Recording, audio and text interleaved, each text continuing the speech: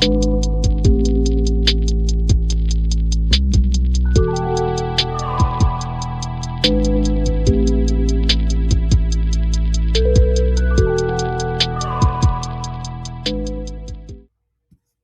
everybody. Welcome to the third episode of Internetology. I appreciate you listening. Today's episode is called Online Learning Tools and Platforms. If you're new around here, my name is Katie Zimmerman, and I'm a junior at the University of Wisconsin-Madison, and I'm studying psychology and sociology. And this podcast is for a course called The Psychological Effects of the Internet. And I am investigating the question of how the internet is changing the ways that we learn. That's me. And now I'm going to get into the episode overview. So in today's episode, we will be exploring how some of the online learning tools offered on the internet and kind of I'm looking at specific ones, such as YouTube, Quizlet, and Khan Academy. Then I will investigate how those learning platforms and tools promote learning and enhance learning via the internet. And then I will also investigate how learning is influenced by the internet by looking at a study that was done on university students, which examined their attitudes and self-efficacy towards the internet and utilizing the internet, and also looked into how their perceptions shaped their experiences of the internet and how they utilize the internet to further their learning. So the first question that I'm looking to investigate in this episode is, what online learning tools and platforms does the internet have to offer to people? And so the internet has expanded the realm of education via online platforms and tools, which allow individuals to learn new skills and receive educational support, as well as further enhance their learning experiences. So the first article that I'll be looking at today is an article that was assigned in Unit 2, I believe, which is many turn to YouTube for how-to lessons.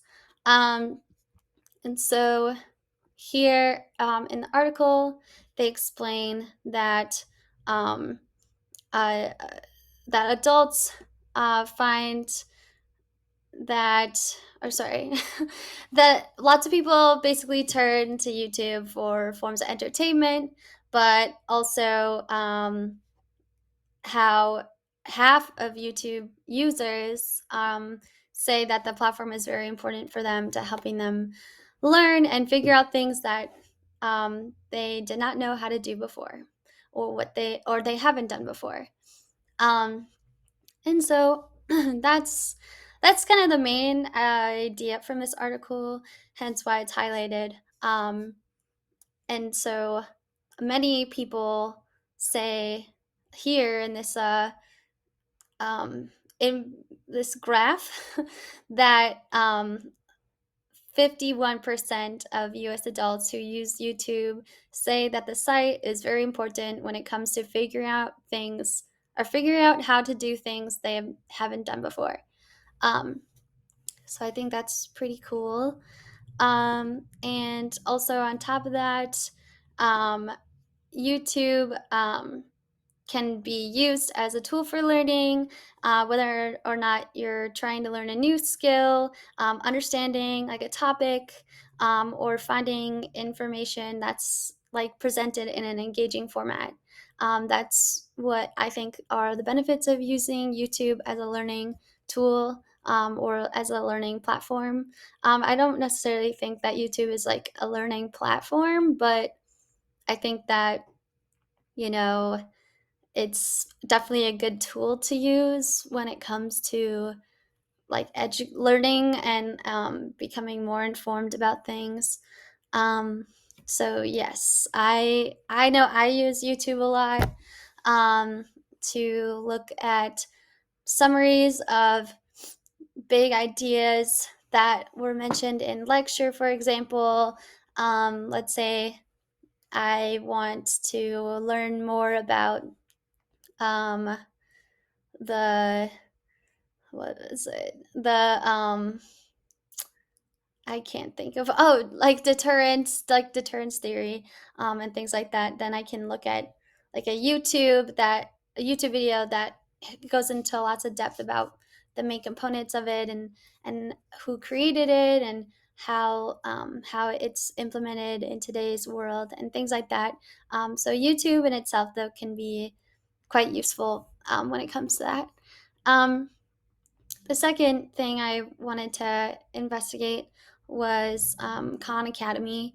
And Khan Academy is a very popular learning platform, which offers a variety of content that can help somebody learn something that they didn't know like about before. For example, how to do calculus. For example, I need to learn how to do that. So Khan Academy can be great for that. Or Khan Academy can also provide like additional academic or educational support for students. Um, and so here, this is the About page on their website. And as you can see here, it says that they offer practice exercises, instructional videos, and personalized learning dashboard that empowers learners to study at their own pace in and outside of the classroom. And they also offer a variety of content, um, and they focus on skill mastery to help learners establish strong foundations so that there's no limit to what they can learn next. I really like it. I really like it. So here on the About page, as you can see, they have a wide variety of things to say about their website. Um, and then on the website too, you can look into, I'll just show off a little bit of mine. Um, and as you can see, I haven't used it, but I probably should. uh, and so here, I can learn basic like college algebra, all the different types of calculus, and things like that, which are pretty cool.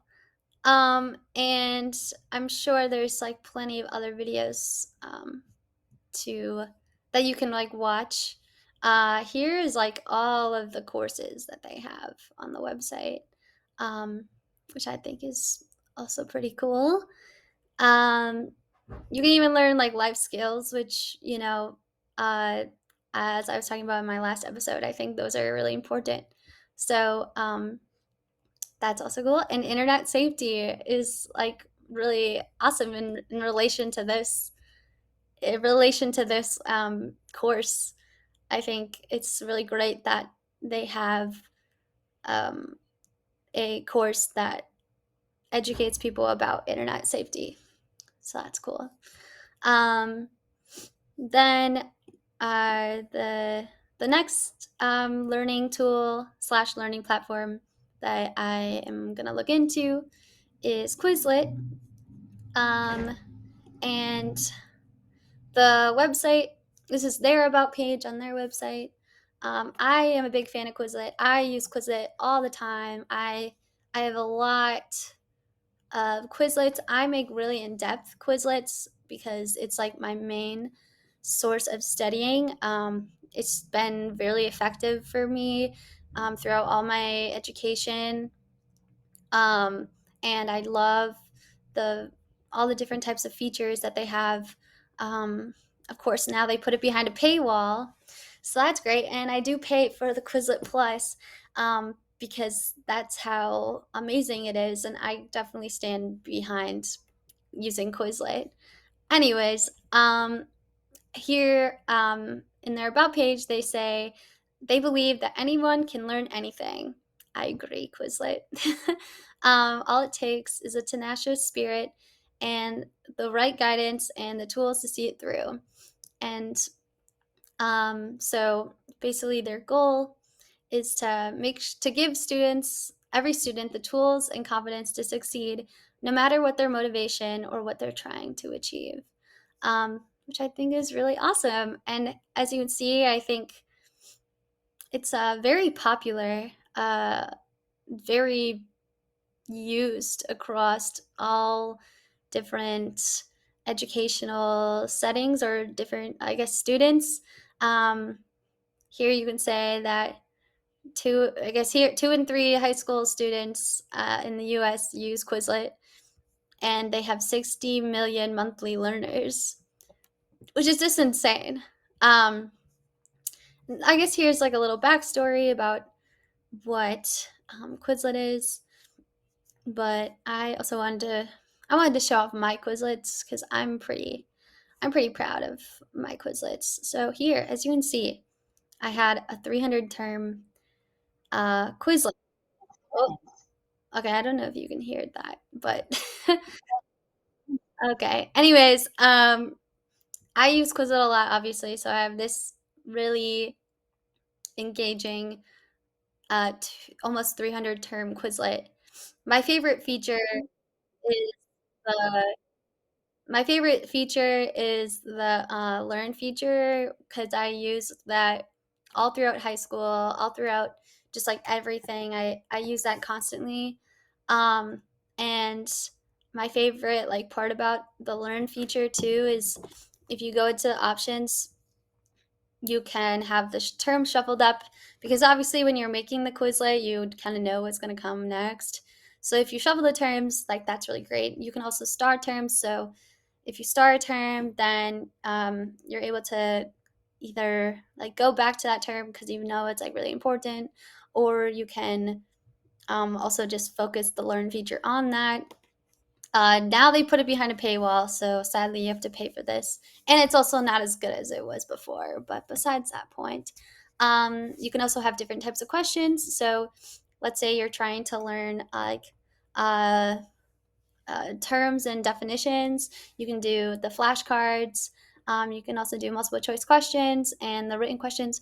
I personally like using like all 3 of them because I think when you're learning, it's important to engage all different aspects of your sensory, like I don't know how to describe it, but I think it's important that you see the word or the definition, that you can hear the word or the definition, and that you're actively being engaged in it, um, and being challenged like mentally. So even like if you do flashcards, I personally don't think like that's enough when it comes to studying because you're not being really engaged with it. I mean, you might be, but I really like the written questions because then you can just type a word out to make sure that you have um like the spelling correctly, or that and also you're thinking of like the word and how it's spelled.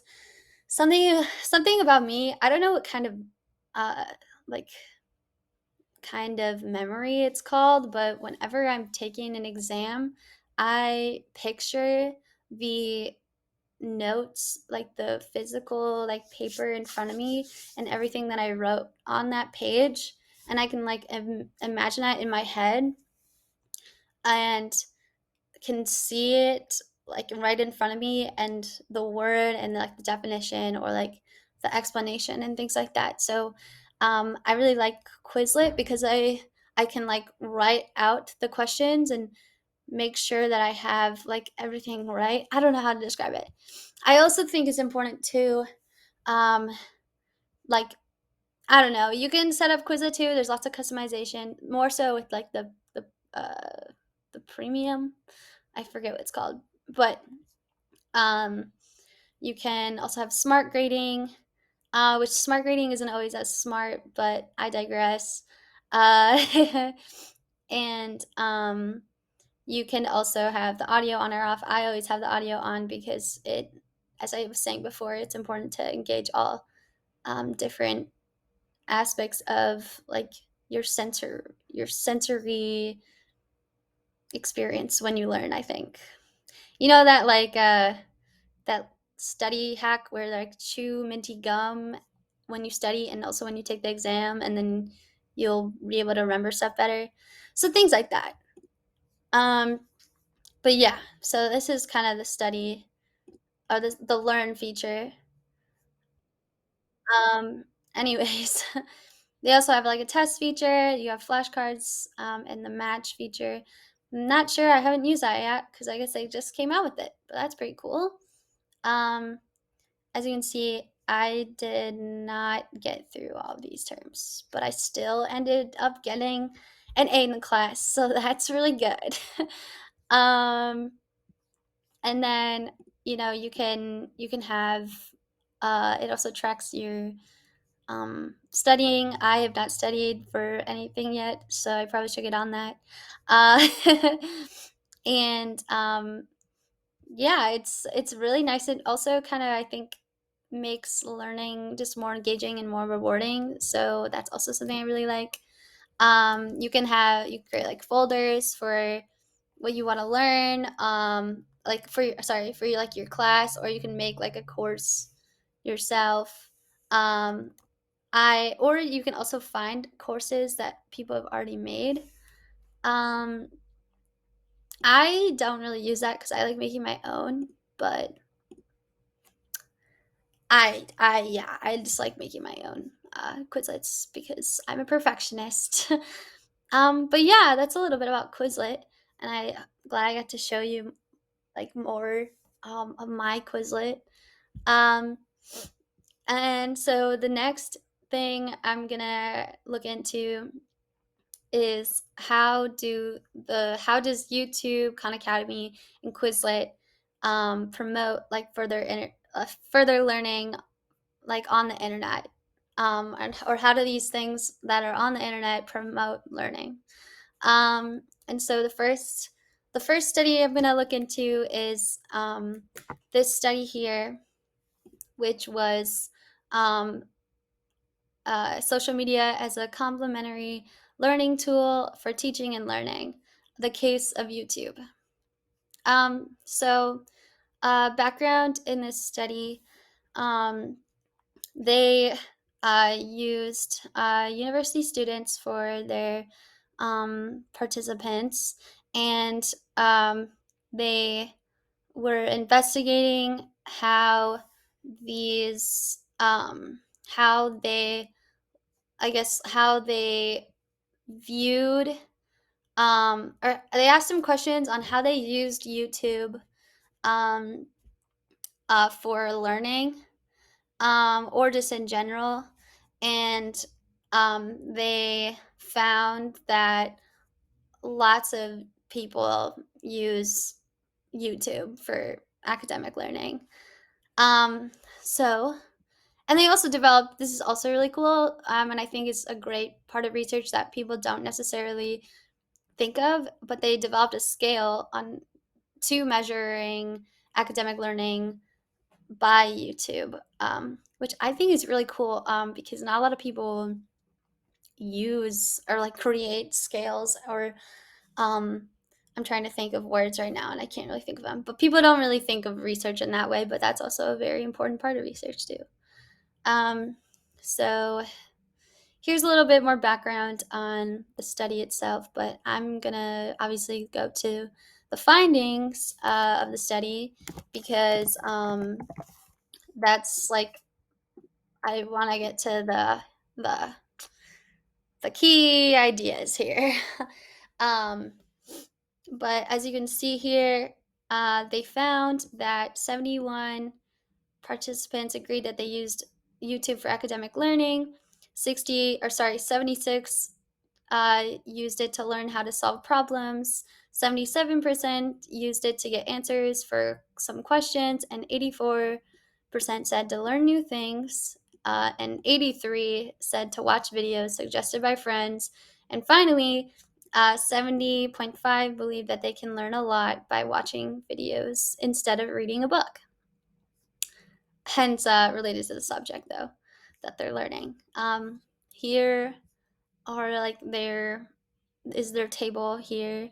So I'm assuming that they used a questionnaire And they probably used a Likert scale. I'm not entirely sure because I don't see the questions, but they asked the participants um, if they used YouTube to learn about the courses that I'm involved in, to learn how to solve problems, to get the answers for some questions, to learn new things, to watch videos my friends tell me, and I can, and that agreed with the statement. I can learn a lot by watching videos, um, rather than reading a book. Um, so here you can even see the percentages of how people answered the questions. And there were, oh, actually, yeah, here, 1, 2, 3, 4, 5. Yeah, so they used like a Likert scale. But they didn't necessarily um, try to make sure that people were fencing. I think the term is fencing their answers. But I digress. As you can see here, I guess they bolded it, but lots of people gave agreeing statements, or statements that agree, or they agreed with the statements that were asked. And most, I guess, though, I don't know. I guess like a lot, like not a lot, but a larger percentage of students who were asked these questions, when asked, I can learn a lot by watching videos, they rather than reading a book. 22.4% said that they neither agreed or disagreed. So that one was more ambivalent, but still a strong majority said that they agreed or strongly agreed. But most people said that they agreed. But in those two, agreed or strongly agreed, majority of participants were in that area. And so here, I guess they also looked at the internal consistency and things like that. But I'm going to go to the conclusions of the article here. And so their results said that, or confirmed that many students rely on YouTube to solve academic problems and answer any questions they may have. Almost all students use YouTube to seek information and learn. And they also said that new technologies slash channels can be used as a complementary tool for the education system, which will then eliminate the weaknesses of traditional methods and enhance learning and teaching.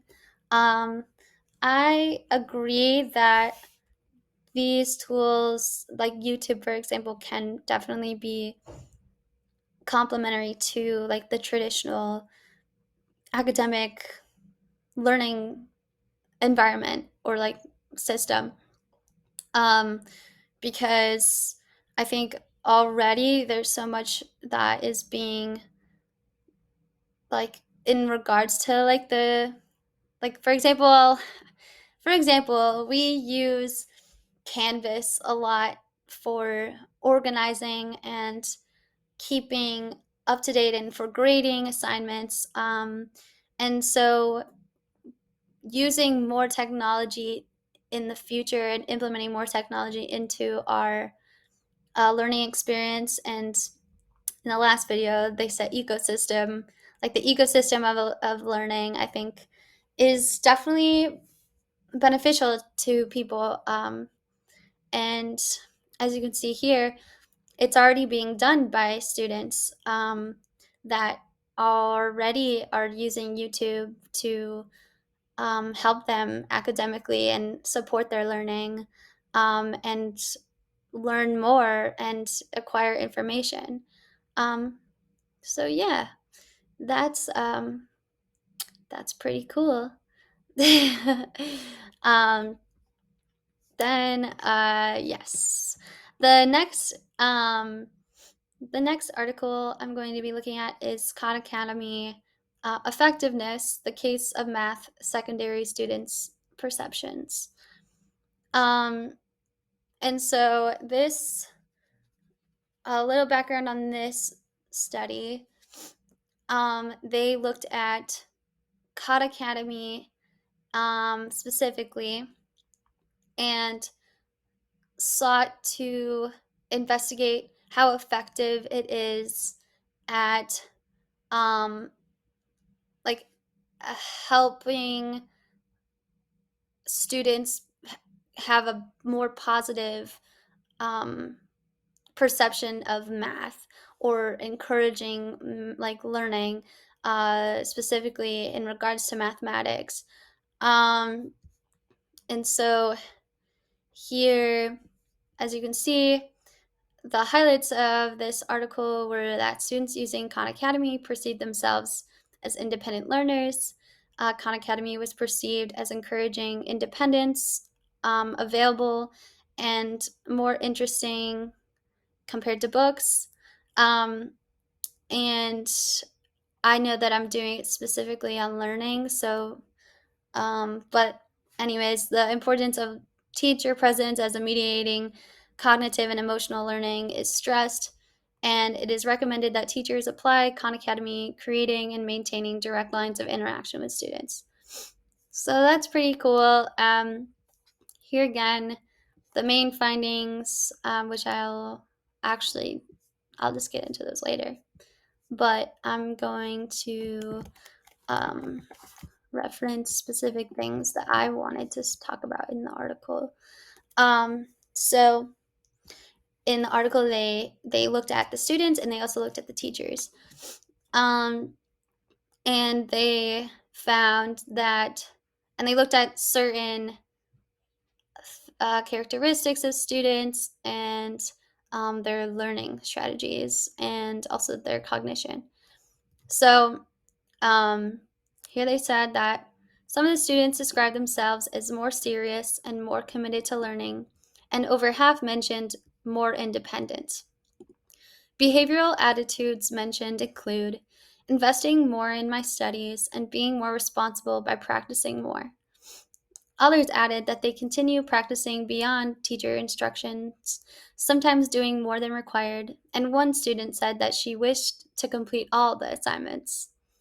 Regarding responsibility and independence, one of the students said, I feel I can do things alone and actually do them." Um, which I think is really great. So the effectiveness in of the Khan Academy and the experience that the students had, the students who used Khan Academy became more committed to the learning process and wanted to be more engaged in the learning process and learn more. They were more motivated to learn.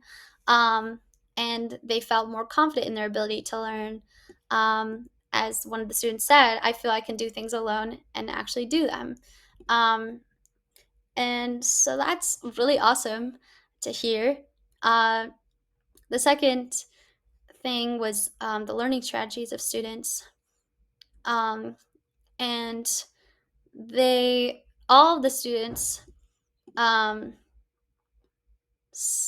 related to independent learning strategies.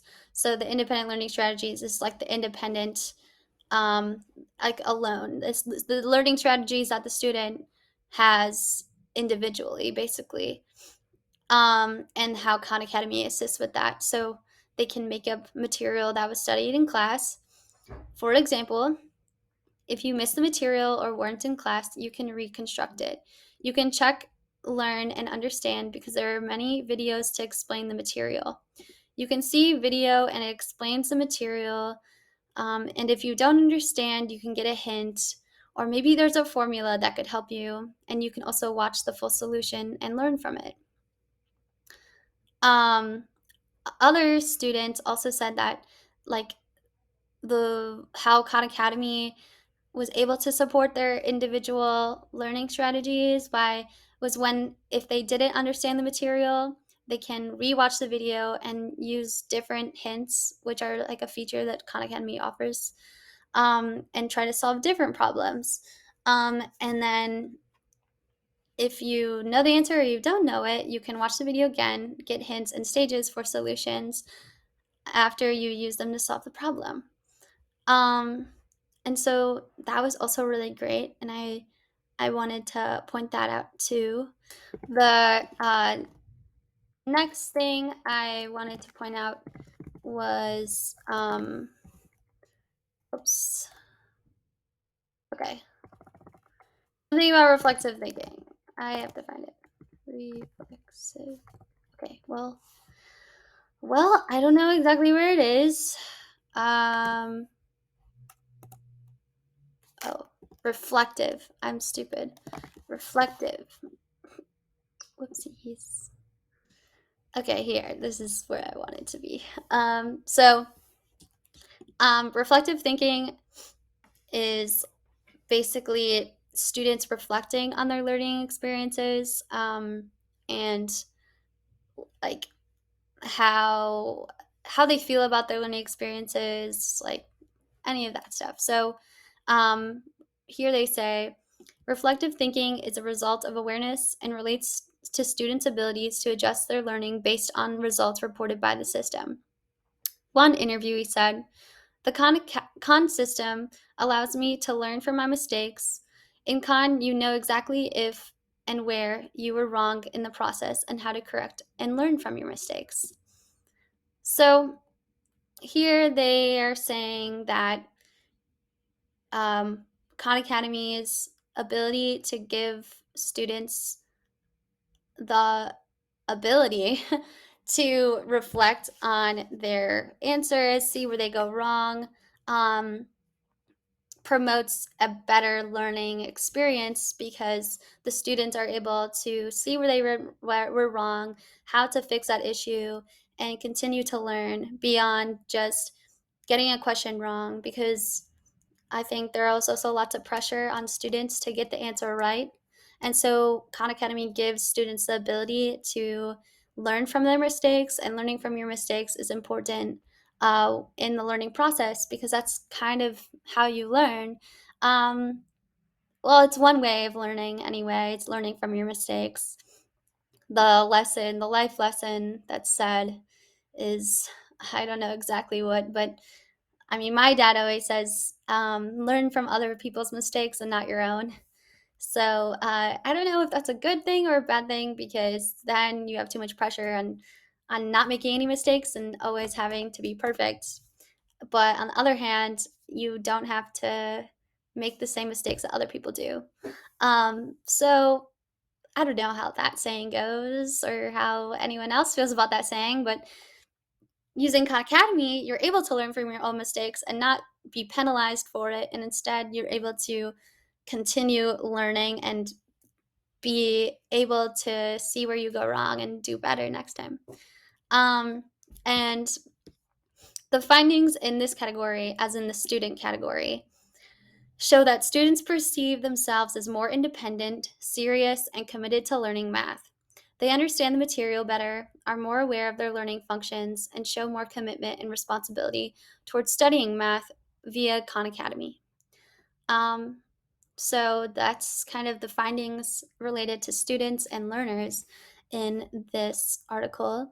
If you're interested in seeing the educational side and the educating side, the teaching side, as always, the links to these articles are in the description if you want to learn more about that.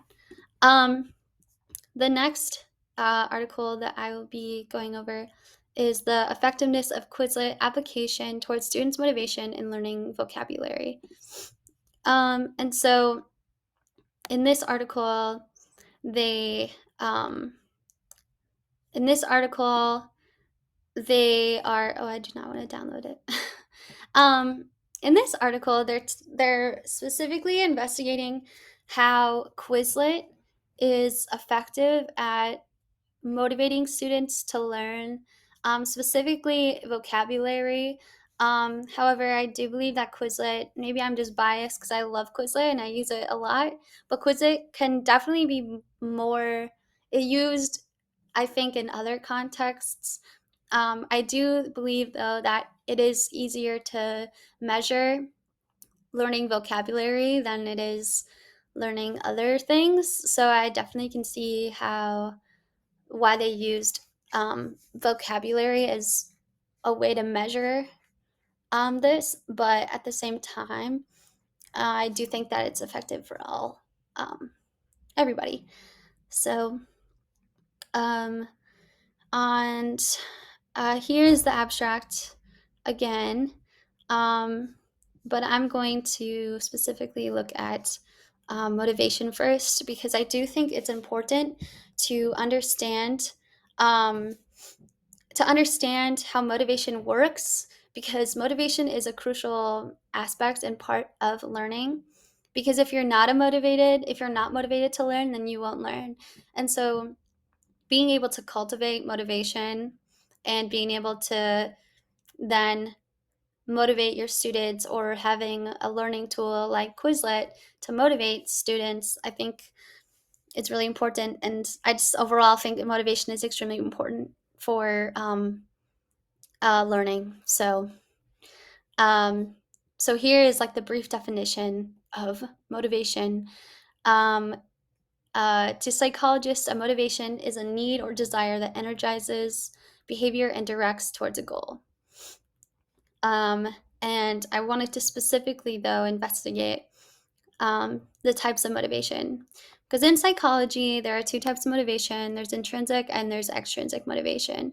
And these all are both types of motivation. However, the inner workings of those motivations quite are different, and I'll get into that, but they are different.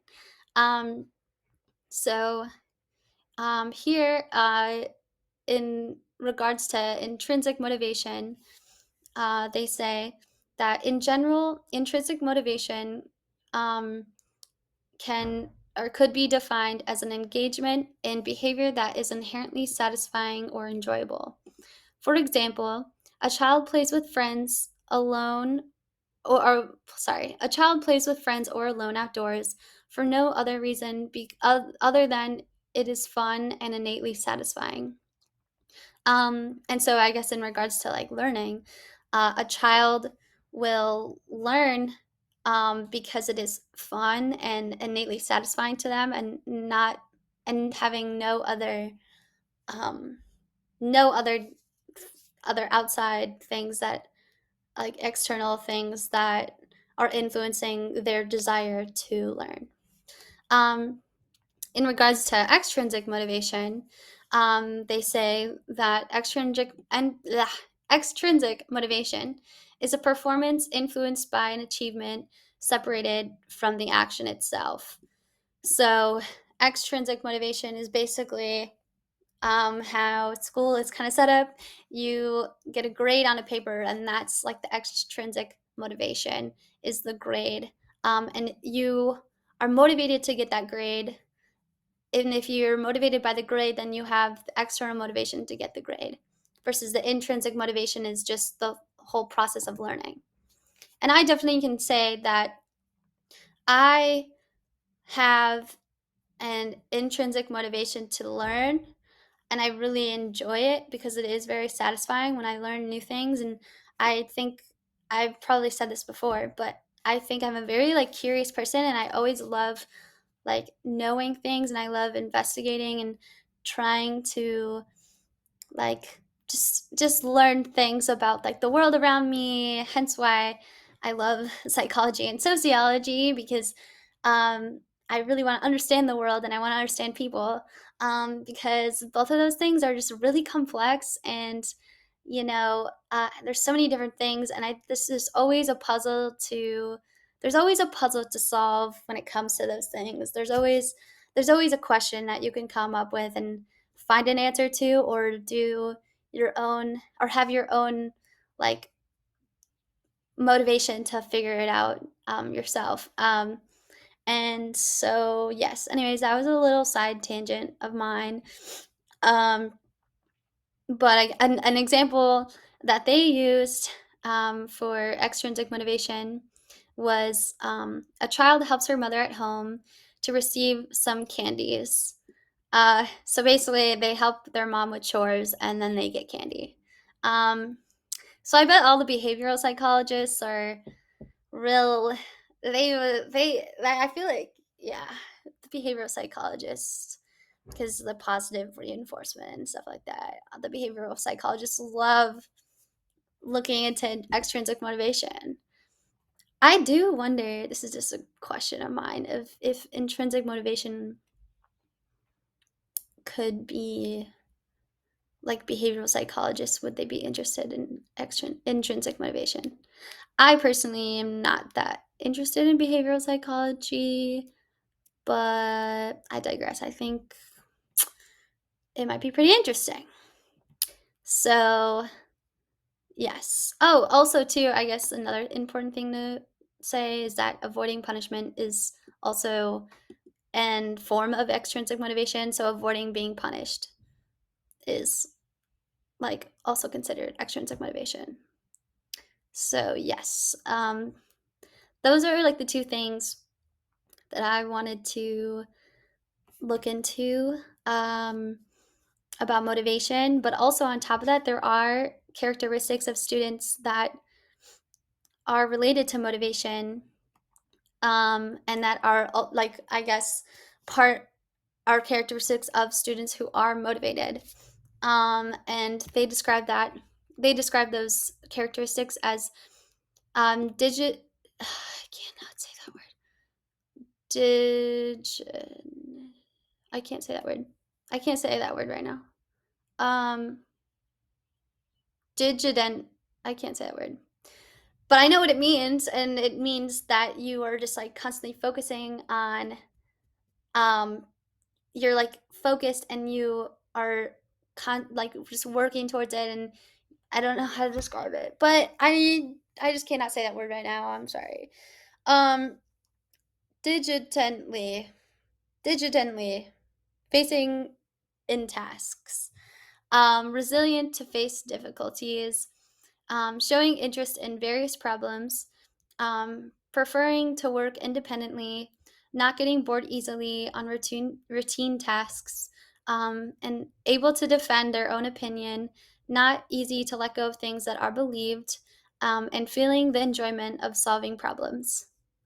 So, those are characteristics of motivated students that they also hinted at. Um, as they say here, it is further said that students who have these characteristics can be regarded as having high motivation. Therefore, teachers should recognize and understand those characteristics so that they can interact well with their students and motivate them while teaching English materials. But I also think those materials like don't have to be English; they can be anything else. So, yes, I do apologize for my lack of ability to say words. I just genuinely cannot say words sometimes. So, I apologize. The next thing I wanted to look at was the results of the study, since that's kind of like the main ideas that I'm trying to uh, showcase in this podcast.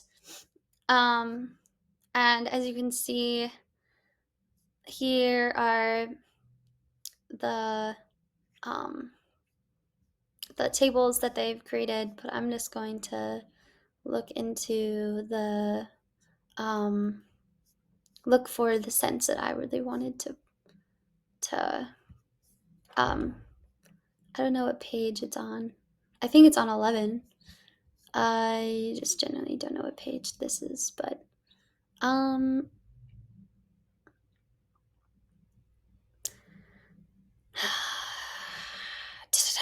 okay, I'm just gonna based on results. Okay, here. I think maybe this is just what I. Okay, okay, it's fine. It's fine. Um, So I guess, anyways, the conclusion of the study, based on these results, it can be concluded that the use of Quizlet application is effective to increase the motivations of students studying vocabulary. It can be seen by comparing the results between the two observation checklists, um, which the observation checklists are here. So they give two checklists to the students, or sorry, to each experimental and control group. Um, and these are the results of the students' motivation in percentages. Then they also look at the differences of between the pre-observation and the post-observation, and they have all these indicators that they have created to that I guess the checklist. So whether or not the students are digitally, I'm not gonna say that word. Resilient faces difficulties.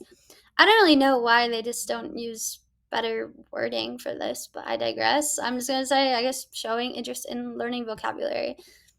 So as you can see in the pre-observation checklist, 62% of the students in the experimental group were indicated that they were showing interest in learning vocabulary. In the post-observation checklist, 91% of the students were indicated that they showed interest in learning vocabulary. So as you can see, 62 to 91% is obviously I believe, a significant difference um, from the pre-observation to the post-observation. So that's kind of what that sentence means. Um, anyways, um, moreover, the students who used the Quizlet application had higher motivation than those who did not use it. Um, Most students who I guess used Quizlet felt more enthusiastic, did not get bored, and had high interest when learning vocabulary via Quizlet application. They also did the tasks provided in the application independently. And therefore, it is recommended that English teachers use the Quizlet applications in teaching vocabulary that is incorporated with other materials. Um, so yes, that is this article here. But in short, this article shows that students who used Quizlet were more motivated to learn vocabulary and had more enthusiasm, motivation, and enjoyment when learning and engaging in learning vocabulary using Quizlet. So, yes, that is the results of this study here. Um, and then there is the final article that I want to go over because I think that the internet is, it's important to understand these different aspects of learning and how the internet influences this, because you want to be able to understand how like you want to be able to understand like how the internet and students and learning all go hand in hand together, and how they're all connected, because if you can't just look at one thing and make a conclusion about other things. You have to in, like engage with everything and use everything to your advantage. So this article here um, is a study called the University Students' Self-Efficacy and Their Attitudes Towards the Internet: The Role of Students' Perceptions of the Internet. So this study investigates university students' attitudes and self-efficacy towards the internet, and explores the role that university students' perceptions of the internet may play um, in their attitudes and self-efficacy related to the internet or towards the internet. So as you can see here, these attitudes and self-efficacy have been identified as important factors that affect a learner's motivation, the interests, and performance in internet-based learning environments. Um, and the learner's perceptions of the internet shape the learner's attitudes and online behaviors. So it's important to investigate the learner's perception of the internet, and also how their attitudes and self-efficacy towards the internet are related to their behaviors while utilizing the internet to learn, and also in regards to their motivation for using the internet to learn. If that makes sense, hopefully it does. Hopefully it does. And so here, in the results of the study, they indicate that university students demonstrate positive attitudes and adequate internet self-efficacy, and that the students are more inclined to view the internet as a functional tool. And so I'm just going to look into this more, but in one of the sections, once I find it here, yeah. Okay, yes. So IAS is the Internet Attitude Survey, and the ISS is the Internet Self-Efficacy Survey, just so you know. And so, here is the table that they had. And so these results demonstrate that that positive attitudes and adequate self-efficacy are associated with students that are more inclined to use, I guess, actually, I'm just repeating myself. Wait. Okay, yes. So these results, that with students who indicated high levels of self-efficacy, um, tended to appreciate the potential usefulness of the internet, demonstrated positive feelings when using the internet, and feel confident about the independent control of their internet use, and also they use the internet very frequently. And also the students showed adequate internet self-efficacy for both general and communicative purposes. So here's kind of what I was saying. So the students who scored higher in terms of self-efficacy and also self or the attitude, then they thought the internet was more useful, or had more potential to use, and they appreciated that. They had positive feelings towards the internet when they were using it, and they feel confident about their internet use, and they used the internet frequently, and they used it for both general and communicative purposes. So that's pretty cool. One thing I did find interesting about this article was they found differences in gender, and also perception. And I do think it might, depending on first, regarding the gender though, I just think it's really interesting that they found differences in gender. I don't know if I'm necessarily surprised, because I do think that well, in the results here, they say that there are gender differences among university students for both the internet self-efficacy and the attitudes.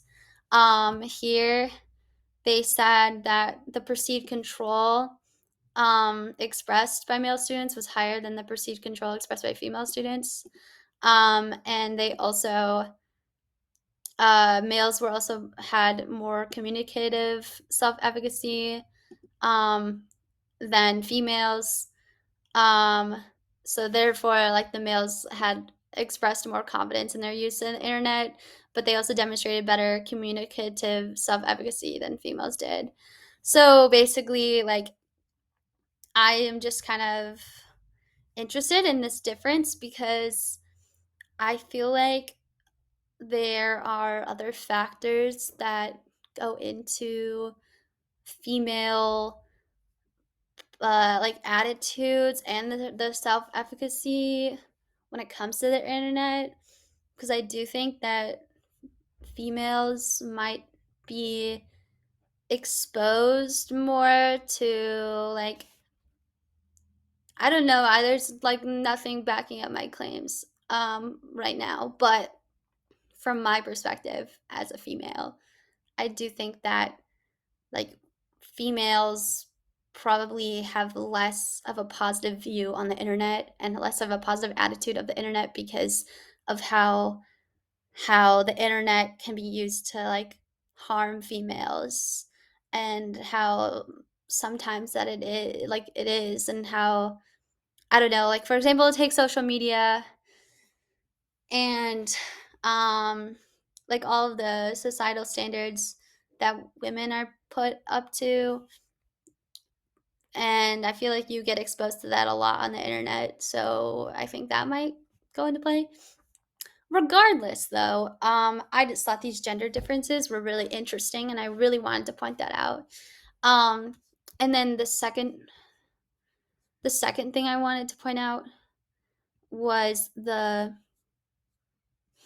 I don't know where it is. Here, here we are. So the role that perceptions of the internet play in internet attitudes and internet self-efficacy.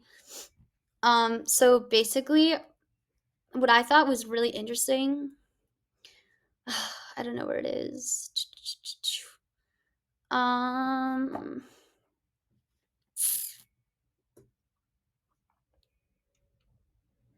I have to find it.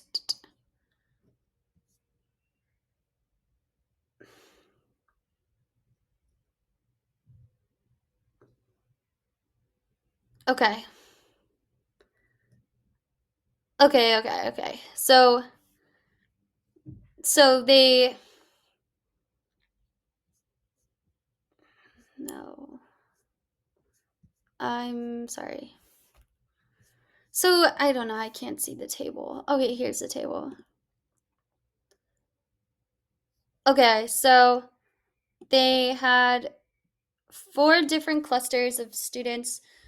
So students who viewed the internet as technology, students who viewed the internet as tour, those who perceived it as a tool, and those who perceived it as a toy. And so um, those who perceive the internet as tour and possibly toy have internet attitudes that are more positive than the attitudes held by others. Um, Students in the toy cluster showed significantly more confidence in their sense of control over their internet use than those who were in the technology cluster. Students in the tool cluster tended to use the internet less frequently than those who were in the tour cluster and the toy cluster. Um, the tests, I cannot say that word, revealed that students who tended to perceive the internet as tour scored significantly higher than students who were in other three clusters on the perceived usefulness scale. And they also expressed significantly more positive feelings towards the internet than those who were in the tool cluster. So that's kind of what I thought was pretty interesting. And then I also wanted to point out, oh, there's also this I wanted to point out too, was learners in the toy category tend to perceive the internet as a source of pleasure, especially for online games.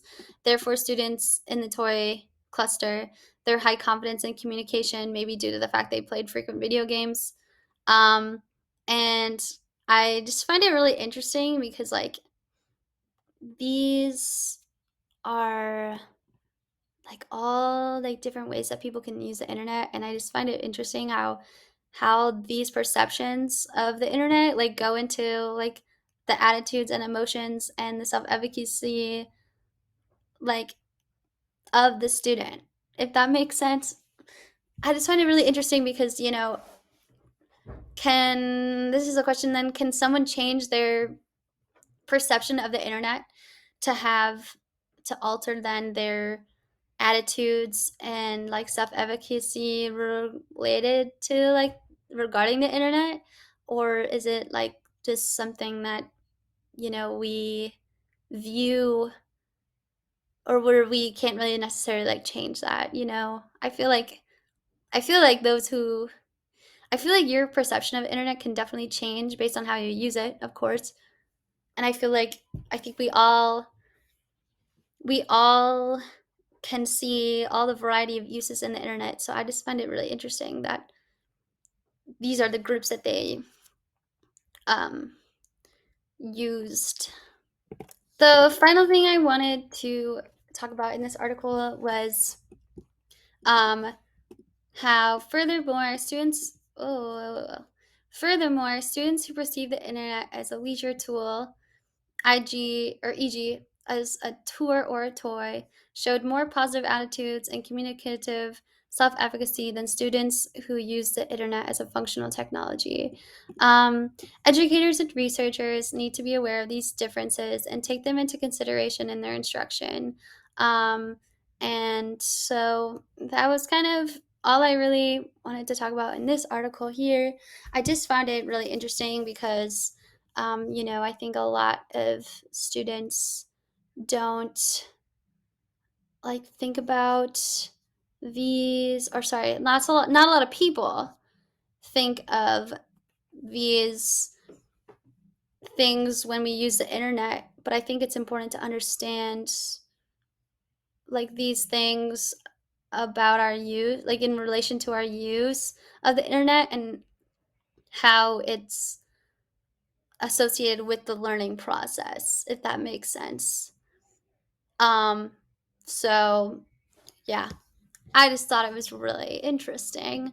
Nonetheless, I do think this article shows a lot about how like learning and motivation go hand in hand, and how the internet then causes a change in how these motivations or these attitudes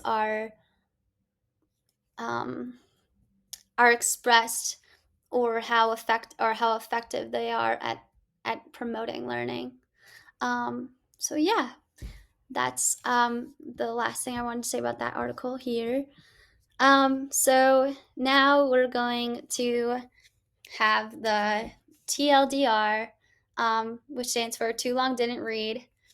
Um, so in this episode, I discussed how the internet has a wide variety of tools that students and non students can use to further their learning, education, and their life.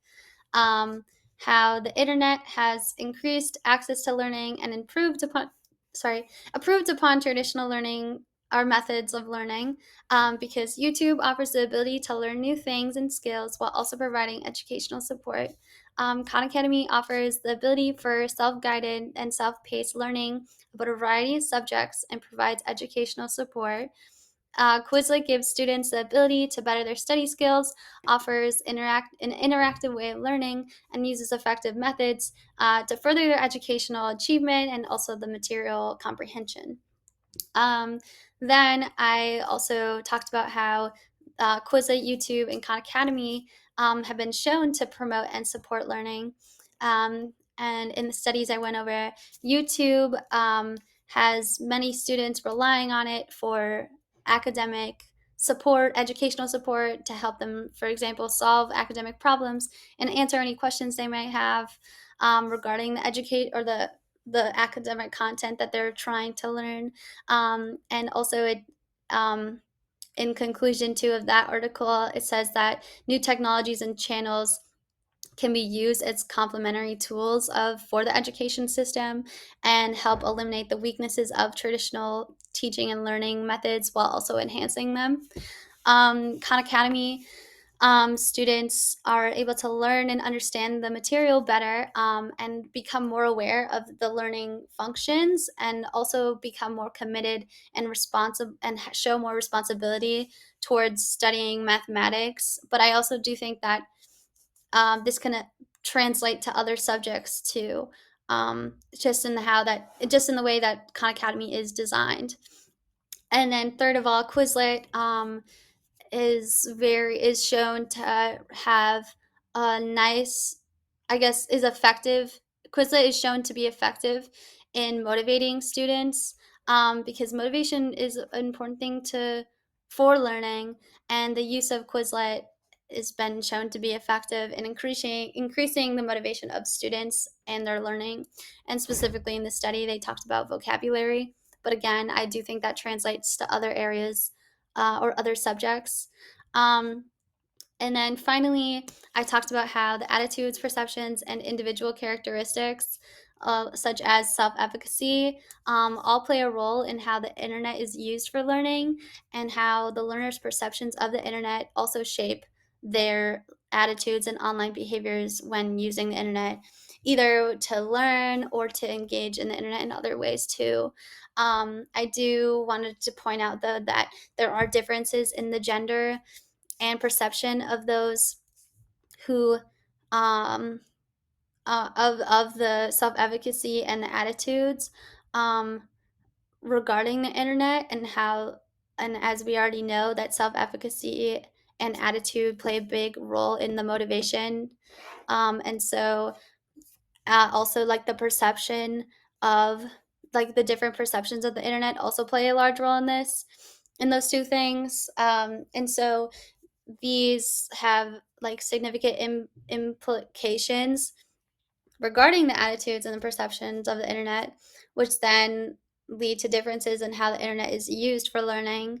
So, of course, it's important for educators and learners and also researchers to be aware of those differences in gender and perception in order to accommodate students effectively and also effectively use the internet for learning, and help support their learning in ways that benefit them.